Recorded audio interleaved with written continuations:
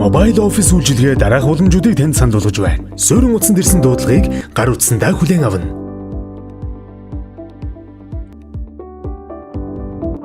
Яриа хийж байх үедээ дуудлагаа өөр дугаар дамжуулан холбож өгнө. Суурин утасны дугаарт ирэх дуудлагыг өөр дугаард хүлээн авна.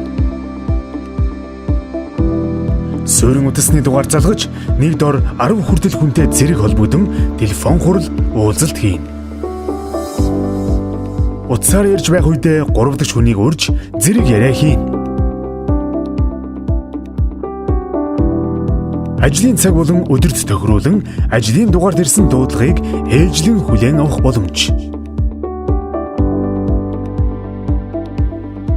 Ажлын дугаард ирсэн дуудлагыг нэгэн зэрэг хүлээн авах боломж. Ажлын дугаард ирсэн дуудлагыг тойрог байдлаар хүлээн авах боломж. Ажлын дугаарт ирсэн дуудлагыг хувьчилсан байдлаар ачааллыг тэнцвэржүүлэн шилжүүлэх. Яриа хийж байхдаа таслалгүйгээр өөр төхөөрөмж рүү шилжүүлэн яриагаа үргэлжлүүлэн хийн. Ажилтнуудынхаа дугаарын оронд нэр, ID оруулна.